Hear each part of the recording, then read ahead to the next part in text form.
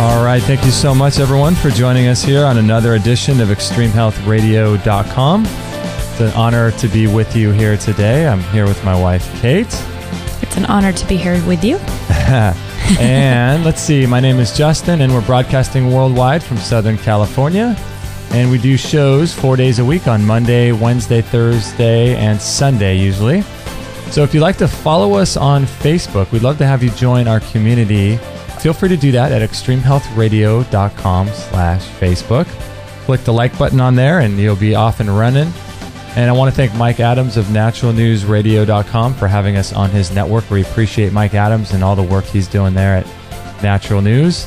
And for reference, today is May 23rd, 2013, and we have a great guest, Dr. Terry Wahls, on the show today. I've been looking forward to this. It's going to be a good one. Yeah. And we're going to learn all about her diagnosis with multiple sclerosis and how she overcame that. So stay tuned for that. We'll be introducing her in a minute. And if you have any questions for myself, you can email me, Justin, at extremehealthradio.com, or you can email Kate, Kate, at extremehealthradio.com.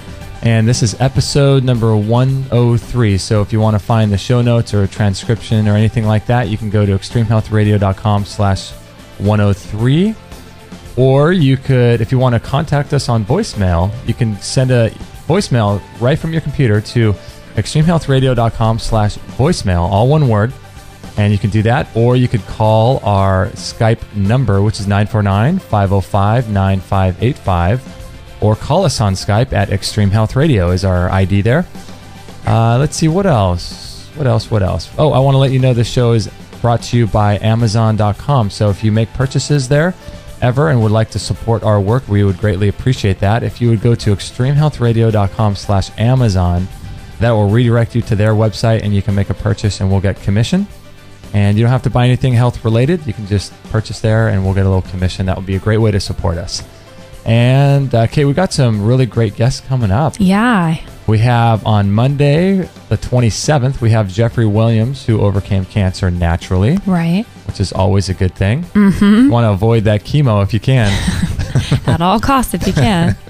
Yeah, or surgery or radiation. So he's got a great story. I forget which kind of cancer he has, but he overcame it naturally. And then we also, on the cancer subject, we have Ty Bollinger, author of, I forget what his book is, but his website is cancertruth.net, and he's a really prolific author. Oh, Cancer Step Outside the Box. Oh, we have that. Yeah, of course. We have that. It's a great book. And we have Dr. Harvey Beagleson from drbeagleson.com, who's a live blood cell analysis. We're trying to nail him down for the 30th of this month.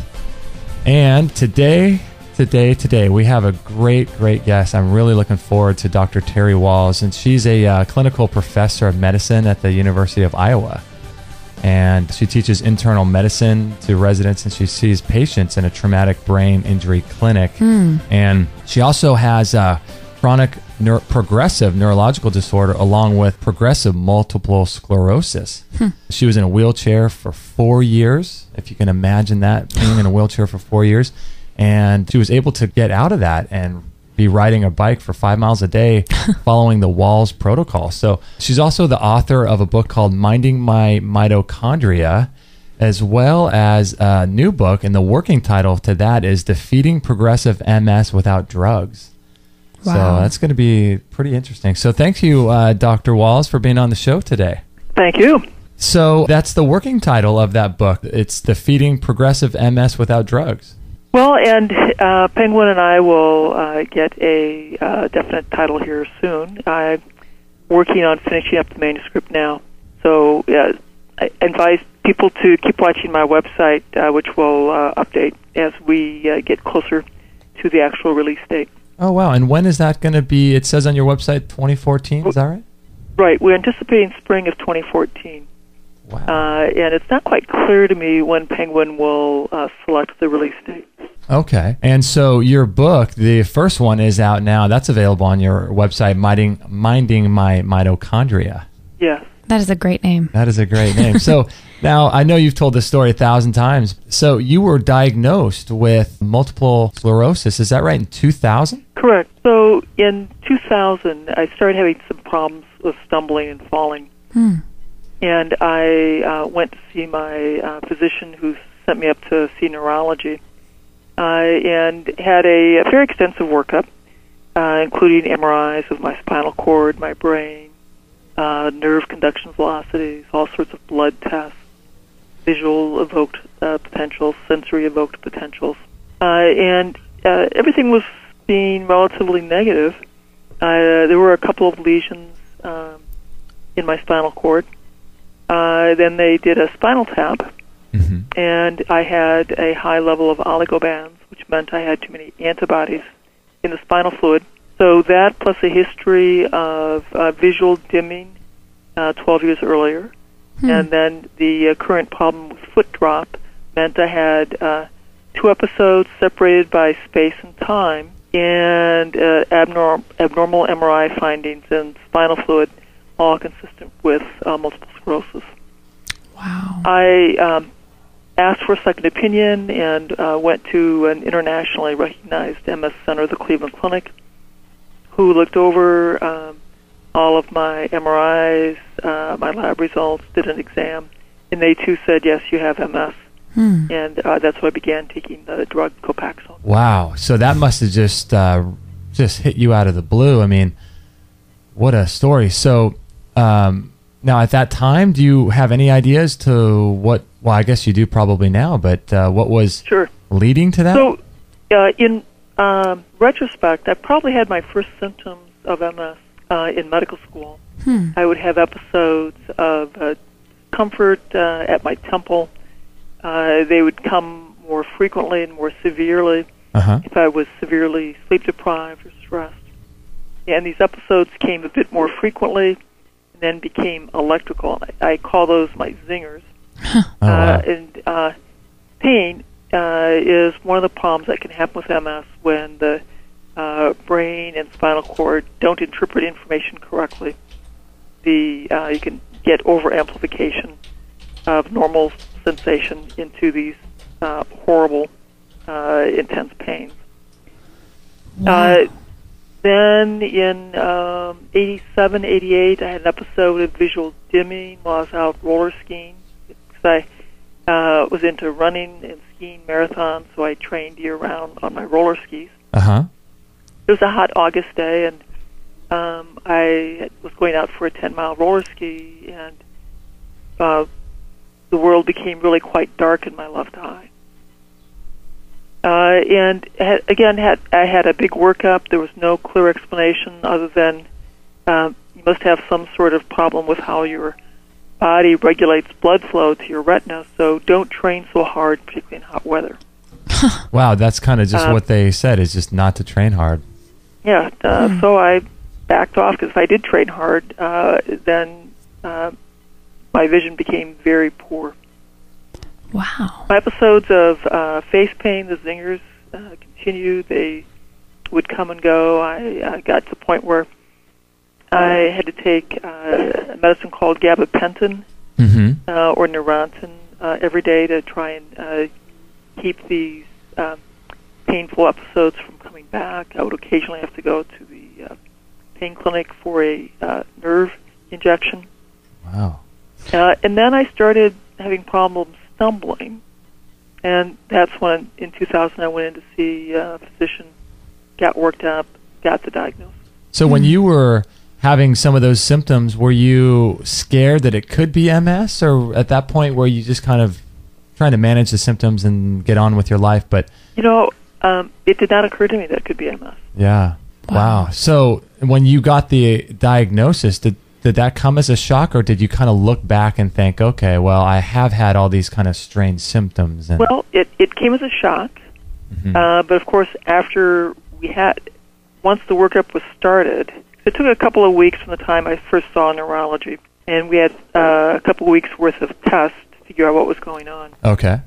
And during that time period, then I began to think more about the episode of dimming, the episodes of pain, and the current problem that I had, the foot drop. Wow. And so MS certainly seemed like a very real possibility. So when but I must say, there were also many other more rapidly fatal, terrible possibilities, too. So in one sense, I was looking at, did I have a catastrophic problem that was going to kill me quickly? or did I have a problem that would potentially be severely disabling? Right, right. Wow. So when they first put you on those meds you were taking, did you see any immediate help, or did you start getting worse, or what happened after that? So when people take disease-modifying drugs for MS, in the ABC drugs, Avonex, Betaseron, or Copaxone, the goal is to prevent another acute worsening. That's called a relapse. Okay. And the theory is that if you can prevent the relapse, maybe you'll keep the person functional for a longer period. So I took Copaxone, which is probably the easiest of the three to take, fewer side effects. And for the next 3 years, I had only one episode where things got worse. Really? So that would be considered a success. Yeah. So But what? the problem was I was getting slowly, steadily less well. My stamina was declining. My energy was declining. Walking long distance was difficult. Sitting for a long time was difficult. So in 2004, my physician said, it's time to get a scooter. And then said, well, because of your the weakness in your back, maybe we should have you get a tilt recline wheelchair. Wow. Oh my gosh. And get a recliner for your office. Wow. And so, do you mind my asking how old you were at the time? I was 52. 52. Wow. That is amazing. Is that normal to have a diagnosis around that age, or do some people get diagnosed? It's very common to be diagnosed in the 40s. In the 40s. However, the age of diagnosis for MS is getting steadily younger. We now even have children. I think the youngest child with MS is 6. Oh my gosh. 6 years old. And that's really a degenerative disease, so at 6 years old. So what's going on to bring this about at a younger age? That is the big question. So Yeah. the conventional docs, if you go to the MS Society and you look up, so what is MS? They'll tell you it's a disease where the body has begun to attack itself, particularly the myelin, which is the fatty insulation around the nerves, the wiring between brain cells and in the spinal cord.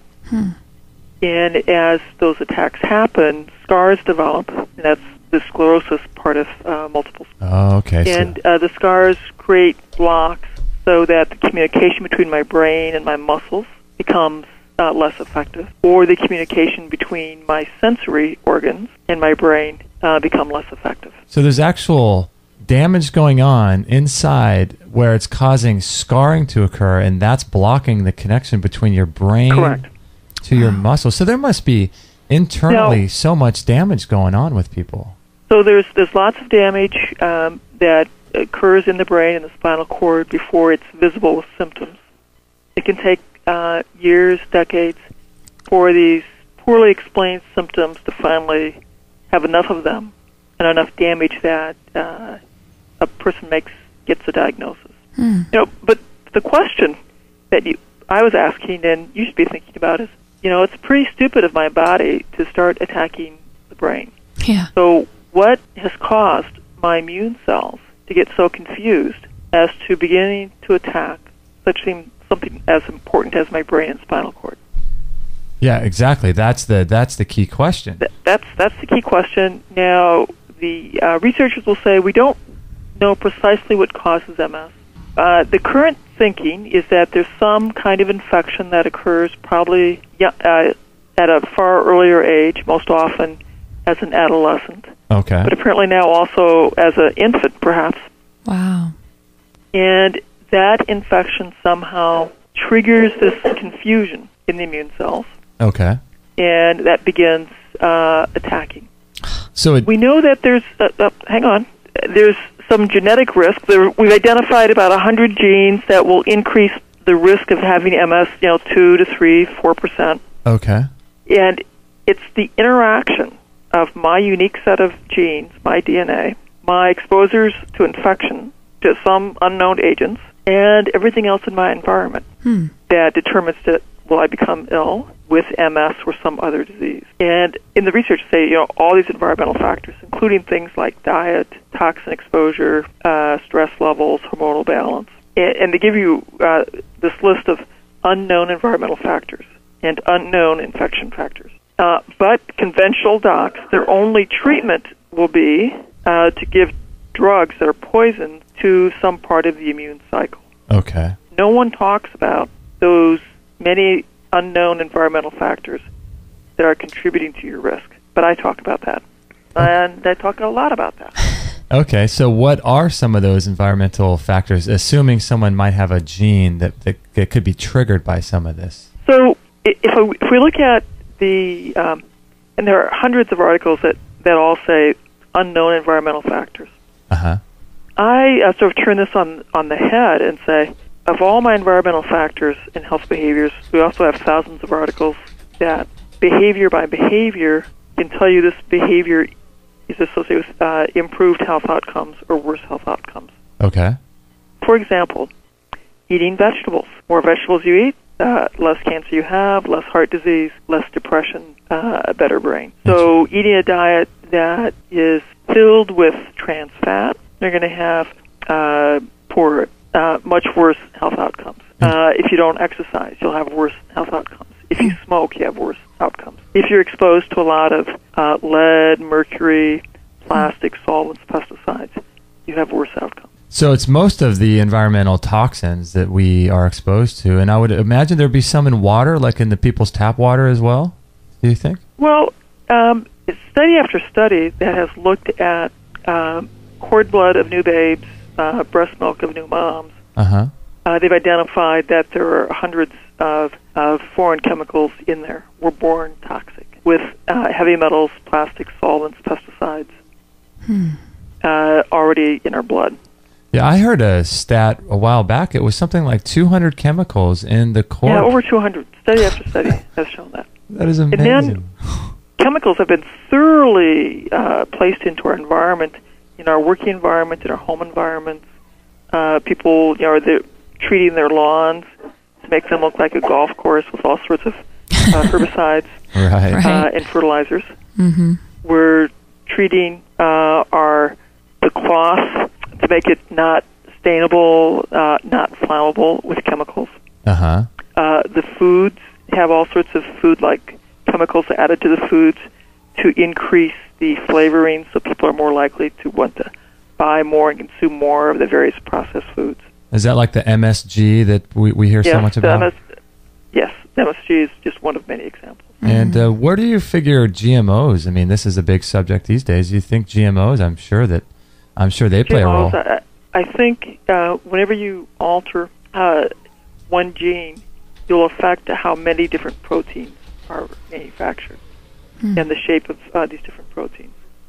So the genetically modified organisms have unknown effects, from my perspective, unknown effects on how those proteins are made in that new organism, which means it will have unknown effects on me if I eat it. Right. I don't want to eat genetically modified foods.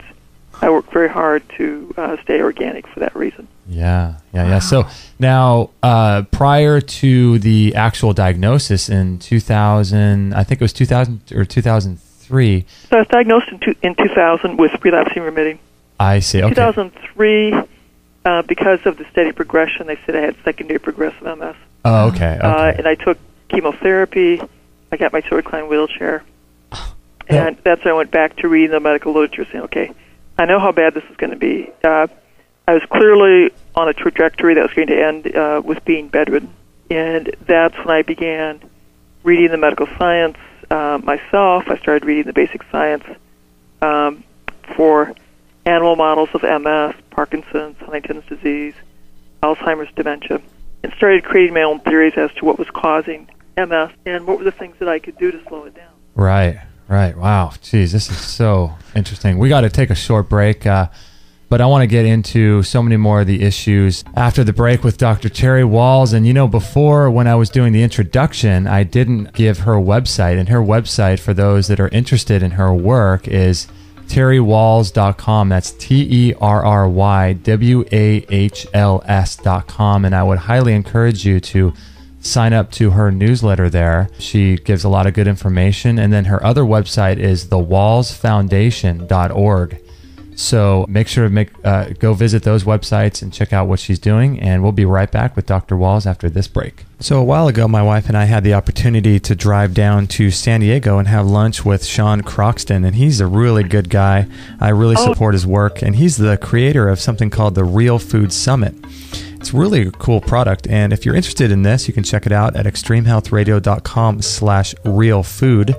That's all one word, real food, or you could visit our store and check it out in there. But right now it costs $99, and it's got about 27 videos and 27 audio presentations, over 20 hours of content, and it's got 300 pages of transcripts. Comes with a bunch of bonuses, like a year subscription to Organic Gardening Magazine and ebooks about superfoods, and a 2-week subscription to the Nourish Kitchen Meals Plan with tons of great recipes. And he talks about things like how meat may or may not cause heart disease, and there's lots of great research being done on that. Infertility issues, cholesterol, and whether or not the cholesterol issue is really a big factor, and whether or not there's mercury in fish. I think you'll be surprised at the answer. The dangers of GMO foods, the dangers of eating food that's not organic, raw milk, and the healing powers of bone broths. He interviews guys like Ramil Nagel, who's been on our show, talking about our tooth and oral health, and infertility issues with Danielle Baker, superfoods with Uriel Keem. He interviews Joel Salatin, the founder of Polyface Farms, and Jeffrey Smith, who's the author of Seeds of Deception. It's really a cool program, and if you're interested in it, you can check it out at extremehealthradio.com/realfood. And I think you'll really like it. And if you do, let me know, and I'd love to hear from you. So again, check it out, extremehealthradio.com/realfood, or you can check it out in our store as well. Thanks for listening, and let's get back to this interview.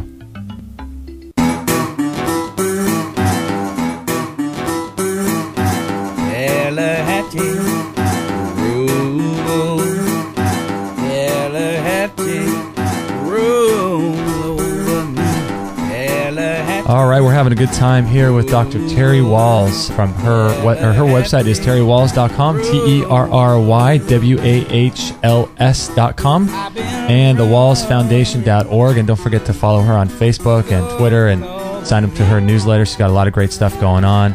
And Dr. Wahls, before the break, you were talking about how you were put on chemotherapy. And I'm curious, because chemotherapy is, most of the time used for cancer. What was their reasoning for using chemotherapy on your condition? Why would I take chemotherapy for MS? Yeah. Actually, it's very common to use mitoxantrone at doses that are a little smaller than what you'd take for breast cancer, for example. And all of the drugs that are used for MS, the disease-modifying drugs, all act by interfering with your immune cells, which are rapidly dividing cells. When you take the mitoxantrone, you're killing off those rapidly dividing cells. It's very commonly. The person becomes low in many of their blood cell lines. Uh-huh. And the immune cell lines stay suppressed. During that time, your MS disease activity will be less.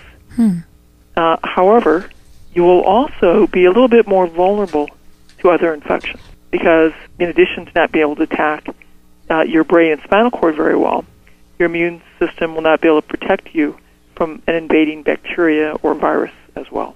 What's the success rate with using with the chemotherapy on multiple sclerosis? Does it have a pretty good long-term success rate? For the mitoxantrone, the goal really is to halt the decline. No one expects much return of function.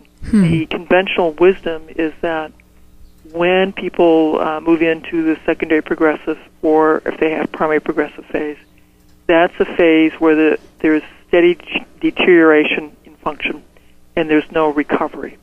So are you the only person that around the world that has cured? Because you basically, have you, would you call it? Let me back up. Yeah. So I am not cured by any means. Okay. I certainly am continuing to improve, and my gait continues to improve. In the morning, probably even the physical therapist would say I have a normal gait. Okay. By afternoon, I may not. I can stand to give an hour lecture easily. If you ask me to give 2 hours of lectures, I'm going to be tired. I could probably walk a mile, but I'd have a tough time walking 2 miles. Okay. I'm not normal yet, but I'm continuing to improve. Yet. That's the key word, right? Yeah. Yes, So absolutely. and so that whole idea of continuing to improve, that's pretty much unheard of with your condition. With progressive MS, yes, that should not be happening. So what did that look like? Like, what kind of extremes did you have to go to? What was your basic plan? Okay, so back in 2007, I discovered electrical stimulation of muscles. Okay. I was using a paleo diet, which is a caveman diet, but based on my own review of the literature and on principles I learned with functional medicine, I identified nutrients, vitamins, minerals, antioxidants that were critical for optimal brain health. Okay. And so I restructured my diet so I could get these critical nutrients, and there's 31 of them, from my food supply, as well as some targeted vitamins and supplements. So you talk a lot. I talk about, actually, the TED Talk that I gave, Minding Your Mitochondria, sums that up very nicely. But it comes down to eating a plate full of green leaves, cooked or raw, a plate full of sulfur-rich vegetables, things like cabbage family, onion family, mushrooms, a plate full of things that are deeply colored all the way through. That could be beets, tomatoes, peppers, carrot, red cabbage, or it could be berries, peaches, or oranges. What about blueberries? They're not colored all the way through. They're colored all the way through. Oh, they are. Even though they get white in the middle? Oh, yeah. Okay. Yes, they're colored all the way through. Oh, okay.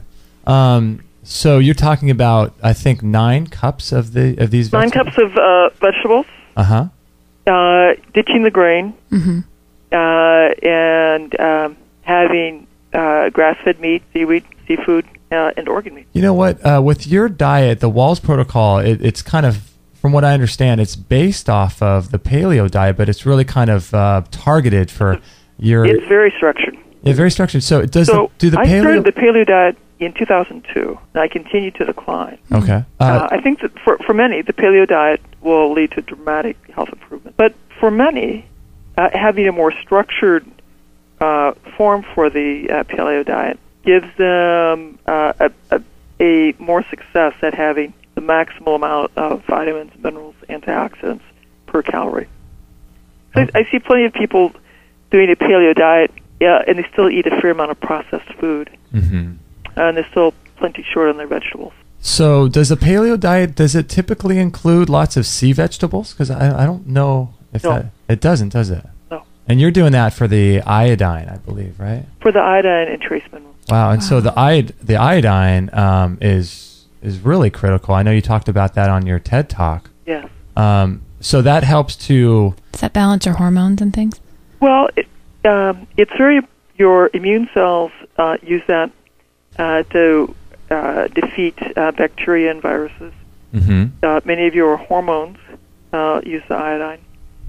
Your brain uses iodine in the process of making myelin. It has many important roles in the body. So, and you just mentioned myelin. That's a huge factor in multiple sclerosis, right? Absolutely. And so what happens is that is the myelin sheath sort of destroyed, and then is that... Well, there's these patchy attacks on the myelin. That's not a uniform destruction of the myelin. Okay. Why are they patchy attacks? No one's had a very good explanation. Interesting. Okay. We think there's some sort of infection involved. There are these unknown environmental factors. And so what we're doing is creating a very intensive nutritional program using targeted vitamins, supplements, a very nutrient-dense diet. And we basically teach people to give up the foods they love to adopt this new diet, and give them a bunch of lifestyle supports to address everything. And then you watch and see what happens. In my clinics, so I'm a primary care doc. I also have a traumatic brain injury clinic where I see people who've had mild to moderate and occasionally severe traumatic brain injuries. In all these clinics, I use the same type of approach. I teach people what I call the therapeutic lifestyle. We teach them how to eat a nutrient-dense diet, the green, sulfur color, grass-fed meat, wild fish, seaweed, and organ meat. We talk about exercise, meditative practices, family life, spiritual life, and then work with the individual to identify, okay, so tell me what you learned and what are your goals going to be? What are you going to do next? Right. And then we do coaching to get people to begin to reform their diet and to begin to reform their life. Now, do you work with people that don't have autoimmune diseases, or maybe they have other kinds of diseases too, or? Correct. Okay. Correct. So, really, the vast majority of health problems affecting Americans are tied into our lifestyle choices. Obesity, diabetes, heart disease, intimately tied into not eating vegetables, not exercising. Mental health problems, learning, autism, mood disorders, bipolar, schizophrenia. Again, intimately tied into nutrition for the brain, not moving, not having a connected social family life.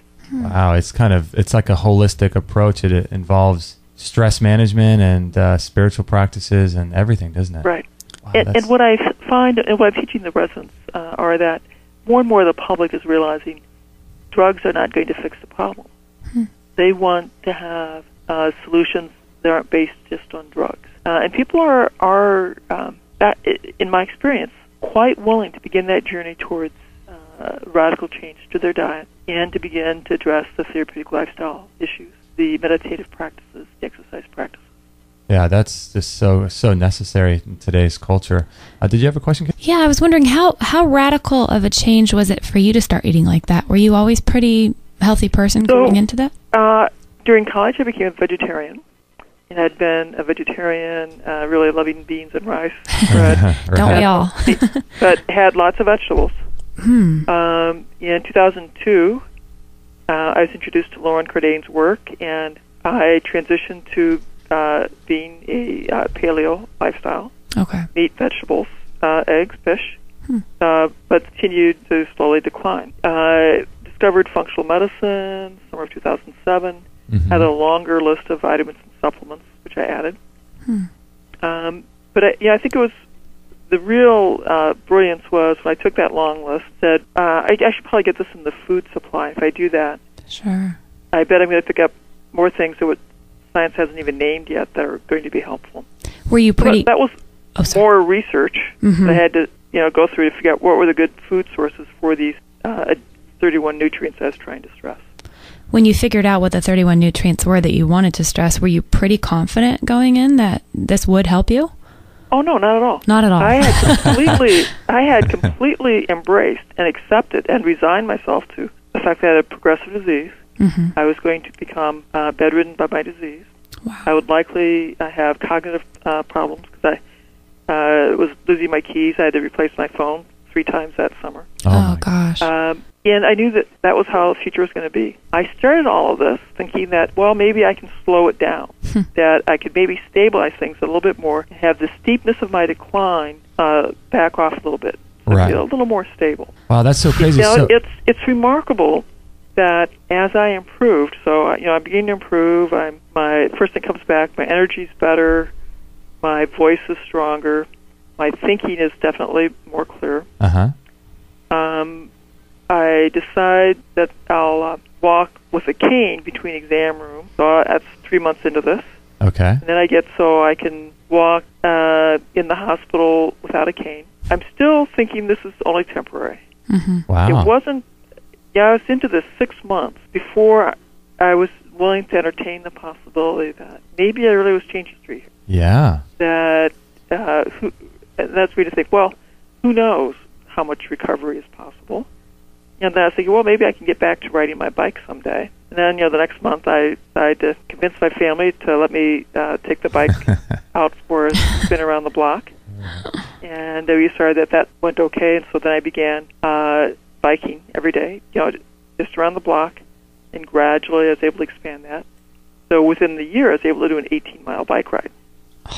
Wow, that is... But it took a long time because people with progressive diseases, you eventually go through, anger, denial, bargaining, You finally get to acceptance, like, okay, this is my reality. And that's a very important place to be at, so you can figure out how to live and continue.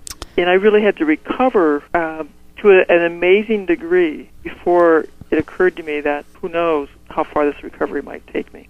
That's pretty amazing. It's almost like you're recovering the positive outlook in your mind as well. The ability to have hope. Yeah. Right. Wow, that's so amazing. We have to take another break, but I want to ask you about some of the foods that you think after the break that might be contributing. I have a guess. I'm sure it probably includes grains and breads, but we'll talk about that with Dr. Terry Wahls after the break.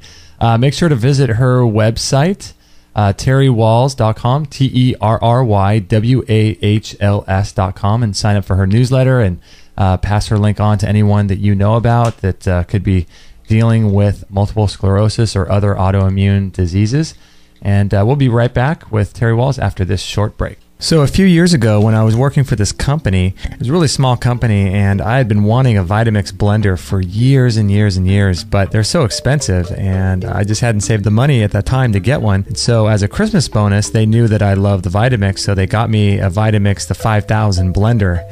And that thing is so incredible. It was right at the beginning of my raw food journey, and I was using it about 3 times a day, really. Today, I still use it about twice a day to make blended smoothies and things like that. But the Vitamix blender is really, really great. And if you go to extremehealthradio.com/Vitamix, that will redirect you over to there, and then you'll be able to purchase that, and we'll get a commission for your order. And you'll also get free shipping, too. So that'll be great for you if you're interested in saving about $25 on the shipping. And with the Vitamix, you can make sauces and dips and bread. You could make ice cream with it. I've done a lot of ice cream. You can just make the most incredible things. And it's my favorite because it's got a tamper on it.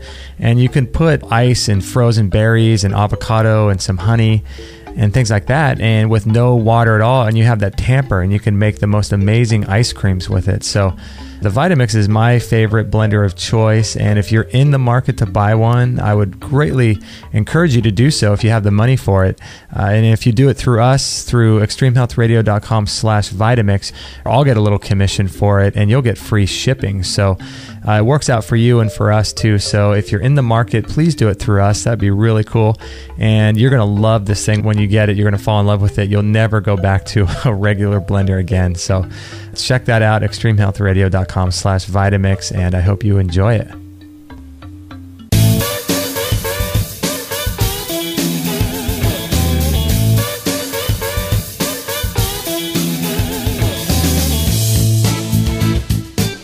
All right, we're having a good time here with Dr. Terry Wahls from terrywahls.com and the wahllsfoundation.org. And make sure to check out her websites if you're interested in these types of issues. And these types of issues are rampant these days with autoimmune diseases. And I was going to say, who wouldn't be interested? There's so many. Yeah, it's just, man, there's so many people with dealing with autoimmune diseases and things like that. And Dr. Wahls, we have a listener question. Stella writes in. She says, "Hi, Justin. My question to Dr. Wahls is one of my family members has MS for 10 years, and we went to a holistic doctor to show x-rays and blood work, and the doctor said you can tell by the x-rays that his body is damaged and it would be hard to reverse it. I forget exactly what he said. He had stem cell therapy done in Russia, I believe, and that did not help him. He was on MS drugs and everything, which I know is really harmful. The last thing I heard is he's taking supplements, but no MS drugs. His typical day is he lies down on the couch for the whole day. He can't move or eat by himself or go to the bathroom. He always has a person by his side, and he can't walk or do anything. I remember 10 years ago, he wasn't as bad as he is today. I remember he would talk at least, it was difficult to talk. What can you recommend or say for a person that has had it for so long? Do supplements help? Do colonics help?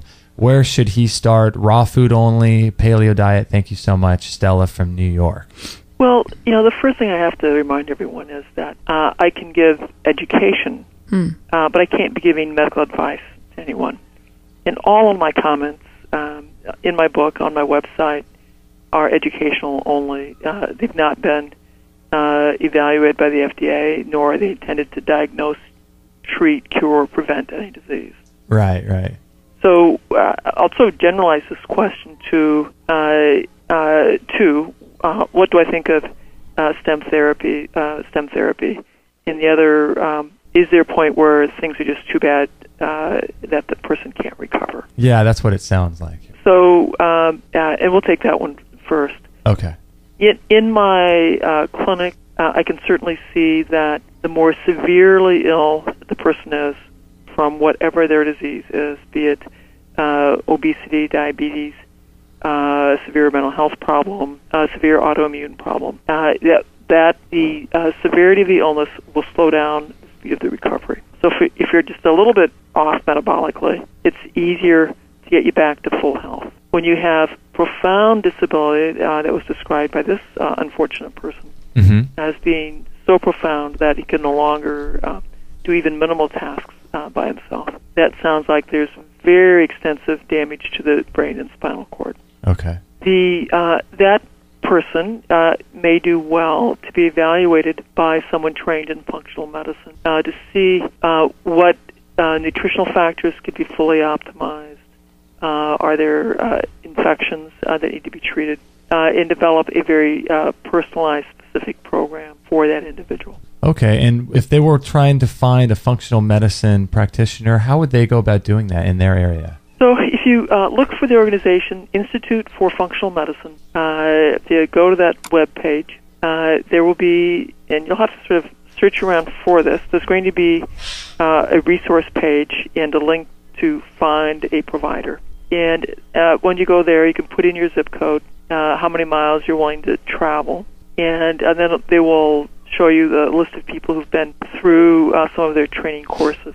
And then you'll have to make an appointment, interview and assess that provider and see if that's the person that you're going to feel comfortable with. Okay. So that would be a good place to start. And absolutely. The other issue on the question it sounded like you wanted to touch on was the stem cell therapy? Oh, yeah, stem cell. So, there are a couple of therapies that people are very excited about. One is getting stem cell transplant and thinking that these stem cells will go in and repair all of those scars. But if you don't address whatever the factors were that caused the body to begin making those scars, I don't expect the stem cell therapy to offer a long-term solution. Okay. If you do a bypass graft on somebody who has heart disease, if you don't address the factors that led them to clog up their arteries, they'll clog up the new bypass graft in just a few years. Right, that makes total sense. So the disease will progress, including your MS, if you don't address the underlying environmental factors. Do you think it might be a good idea if someone was sort of aware enough as to what you're talking about, if they had the stem cells, but then they also addressed the underlying causes? Well, my perspective, because I see marvelous results in a wide variety of health problems, autoimmune, mental health problems, general medical type problems, by addressing all these lifestyle factors. You can have a dramatic benefit without the expense of doing a stem cell therapy. Okay. Wow, amazing. So, Kate, I think you wanted to ask a little bit about the old diet, the old grain question. Well, I think we all are in love with bread and carbs and things that aren't good for us. I personally went gluten-free just a couple of years ago, but can you explain, in your opinion, why you know bread, and especially bread, but other grains, to be so damaging? What is it about these products that are causing the problem? Well, I think there are several things that are troublesome. One, if you look at our history, for 2.5 million years, our ancestors evolved into the human line that we are today. During the vast majority of that time, we were eating, plant material, animal material. Grains didn't come into our diet until about 10,000 years ago. Really? Maybe at the earliest 15,000. Wow. And it was a fairly minor component of our diet. Over the last 2,000 years, the grain component has become much larger. In the last 200 years, we had much more white flour. In the last 75 years, a lot more processed sugars as well, and then processed vegetable oils. These are new foods that our biology is not particularly used to. On top of that, the large number of bacteria, yeast, and parasites that live in our bowels help digest our food and digest each other's food and do a lot of metabolic work that we no longer can do, but we can survive if we have the right bacteria living in our bowels. Okay. When we shift what we eat away from ancestral food patterns, we introduce new and different bacteria that are living in your bowels and having different metabolic byproducts that can confuse our biology. Wow. So it fertilizes the wrong bacteria to have lots of carbs, lots of grains. So if grains and things like that always existed, how come No, it they took didn't. so... No. They didn't? Okay. They may have always existed, but we weren't eating them. Why do you think that was? Well, because that happens when you're a agricultural-based society, which happened around 10,000 years ago. When you're a hunter-gatherer, eating plants, roots, tubers, there were some North American societies that were eating wild rice. So to a much smaller degree, it certainly was not eating it in the processed fashions that people are eating grain now. Right. On top of that, grain has been hybridized, changed, so wheat that is consumed now is a very different plant, organism, with very different kinds of protein that in the individual who's genetically at risk be much more likely to have a severe immune response, leading to damage to their joints or their skin, their lungs, or in my case, damaging to the brain and spinal cord. Wow. So really, it's these things are just indigestible or undigestible, right? No, they may be digestible, but they're fertilizer to the wrong bacteria. Okay. That lead to some metabolic products that are not good for you. When they do get into your bloodstream, they overactivate your immune cells in the genetically susceptible person. You know what's amazing? I'm one of them. Is that with the culture today? I mean, bread and grains is at basically every meal. I mean, every meal is either some kind of grain. It stimulates your dopamine, which creates a lot of pleasure, attention, enjoyment. We all love foods that lead to a rapid rise in our blood sugar. It's biologic that you like that. It's biologic that you were probably addicted to it. That's biologic when I'm talking about giving it up. You're feeling some internal angst. You want to go home and cry and weep. That is true. People is really true. have issues with grain, giving up grain. I mean, it seems impossible for some people. Highly addictive. Yeah, highly addictive. I've heard that the bromides are reduced, and there's addictive chemicals that are in breads and things. Have you heard anything about that? Well, yes, gluteomorphs and caseomorphs are compounds in the bread and in dairy products that will stimulate pleasure centers in the brain, leading to addictive qualities. Wow.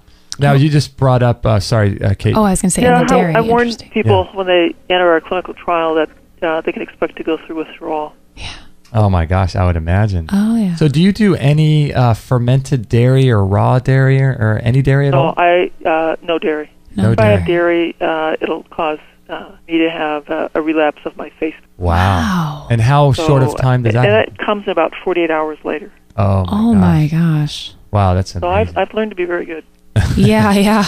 When you don't feel, when stuff starts happening, I bet that's a big motivating factor. Right. It really is much easier for those people who have an acute response to eating the wrong food. It's far easier to stay fully compliant on the diet. Well, that's what I was just going to say, is that for someone like you and for someone like us too, I get really, really strong reactions to food. And, when you have a reaction that's so physically taxing on your body, you just learn. It's like putting your hand up to a stove. I can walk by a pizza shop and it smells good, but there's no way I could eat that. Yeah. Yeah. You learn, that's for sure. That's for sure. So now this whole thing, it seems like it really comes down to having good digestion. Do you recommend anybody do like colonics or cleansing or anything, or any kind of digestive cleanses or anything? I do not have an opinion on the question of cleanses. If people want to pursue that, they need to find a practitioner who has experience and is knowledgeable. That is not part of our protocol. Okay, so you haven't done any of that. I do say, because we have people eating 9 cups of fruits and vegetables, there's usually plenty of pooping. In the rare person who has constipation, we have them use milk with magnesia as needed, and to increase the fiber with something like chia seeds. Okay. Oh. Okay, so you talked a few minutes ago about some of the best foods to have, foods that are high in sulfur and B vitamins and antioxidants, seaweeds and things. So I'm very intentional about how we structure the diet, and I've given that to you guys, but I'm happy to summarize it again. It's a dinner plate full of green leaves, and I rotate through different greens so that I don't have the same green every day. Mm-hmm. Okay. I have a dinner plate full of other sulfur vegetables: garlic, onions, chives, leeks, cabbage, broccoli, cauliflower, and then a plate full of things that are brightly colored all the way through. Okay. Beets, carrots, red cabbage, peppers, berries. Okay. I have grass-fed meat, wild game. I have wild fish. I have organ meats. Organ meats are liver, heart, tongue, gizzards, liver, mussels, oysters, and we have seaweed and iodized salt on a regular basis. Are you concerned at all with any of the mercury that people talk about in the fish? I do think you want to, and you can use the Environmental Working Group. They have some nice information on which fish have lower mercury and which ones have higher mercury. In general, little fish have less mercury. Big fish have more mercury. Okay, that's good to know. And so now with a lot of the foods that people should be doing on your protocol, we've kind of touched on one of the main ones people shouldn't be eating is all grain products. Are there any other food or food substances or perhaps ingredients that people should, with autoimmune diseases? I've already stressed the basic part of the program, and that is really how to get started. Mm-hmm. If people want more details, what they really should do is go to my website, get the book, and then I go through things in much more detail there. Interesting. Okay. And so with people, I know that this is a common ailment that people deal with, insomnia. What are some of the issues going on with insomnia, do you think? There's a lot of people out there. People have, that would be another hour's long conversation. Right. There are many reasons sleep has been disrupted. Artificial light has confused our light sensor in our brain. That's created huge problems. Interactions with the computer creates problems. A variety of the medications, alcohol use will create more problems. Lack of exercise. There are many factors contributing to why sleep gets disrupted. Yeah, and those are things. Another area that we have to help people address. Correct. Right. That would be another hour-long conversation. Yeah. No. Definitely. I know. But that's just kind of a common question. So what kinds of things, as we wrap up the show, are you working on? I know you're working on your new book. Is that kind of where most of your energies are going right now? Well, for the next couple of weeks, that's probably where most my energy will be wrapping up the book. I'll be launching my next study. We have another study that's just going through the IRB, getting approved, getting ready to present our research findings at a scientific meeting this summer, and submitting manuscripts from the first two waves. Okay. So that's very exciting stuff. Lots of stuff going on. Neat. And so autoimmune diseases, if people are dealing with those, I would highly recommend they visit your website. And some of the common autoimmune diseases are multiple sclerosis. What are some of the other ones? Fibromyalgia? Rheumatoid arthritis, systemic lupus erythematosus, inflammatory bowel disease, dermatomyositis. And the other thing that you may not be aware, the latest research is now beginning to think cardiovascular disease, especially atherosclerosis, is an autoimmune problem. Really? How about that? Wow, I've never heard that That's before. a different way of thinking about this disease. Yeah. And I frankly expect that in another 10 years we'll realize that many forms of our chronic diseases are autoimmune. Factors are contributing to those disease states. Wow. Mental health problems, high blood pressure, diabetes, and heart disease are predictable. All we will increasingly recognize that autoimmunity is part of that disease process. Well, I'm sure that as that gets more recognized and people continue eating MSG and all these chemicals that they're eating every day, that this is going to be an issue that's going to probably grow in the next 10, 20 years. And so, we'll direct everyone that we know with autoimmune diseases over to your website. And I want to thank you for being on, Dr. Wahls. It was a lot of fun. Excellent. And thanks for reaching out. Thank you. Thank you very much. All right. Interesting interview with Dr. Terry Wahls. Her website again is terrywahls.com, TerryWahls.com. What did you think about all her, at the very end, she was talking about all the heart disease and other issues that are going to be labeled as autoimmune. It's just making me, I don't even know. Yeah, you don't want to eat bread anymore. That's for sure. Man. It's just a really good, I just feel like I needed that to hear that personally of how we should be eating, how to go back to our lifestyle. And all these, it's sad because all these diseases are going to be more rampant, like you were saying, but the fact that there are more ways out there to combat it if we just pay attention and listen and find out and care. I find that to be really exciting with her research and her knowledge. Yeah. She's got a lot of it. It's really kind of a dichotomy because it's like they say in the book, it's the best of times and the worst of times. Right. I think that people, if people continue to eat the way they're eating and don't wake up, I think diseases, you're going to start seeing kids coming down at 14, 15 with all kinds of diseases. Well, she was saying a 6-year-old was diagnosed with multiple sclerosis. Yeah, it's that degenerative 6 disease. years old. And I like what Daniel Vitalis says about that degenerative. You're de-gening yourself, basically. You're killing. You're pulling your genes apart, and I just think this is going to be a real issue with people. And I'm excited. There's people out there like her doing this work though and exposing it to the masses. It's pretty cool. So do you think you could do 9 cups of fruits and vegetables a day? That's a lot. That's a lot. That is a lot. It sounds good in theory, but then when you're faced with it, you're like, oh my, like the 3-day juice cleanse I just did. Well, you know what I was going to ask is, I didn't get around to this, but I wanted to ask her about juicing because really, if you do blended smoothies, I've heard her talk about smoothies before, and juicing on a classic paleo diet wouldn't really be considered something that paleo people would do because it's not really, it's not natural. Right. But I wonder, that would be a huge way to get 9 cups of fruits and vegetables is to juice. I wonder if she talks about that in her book.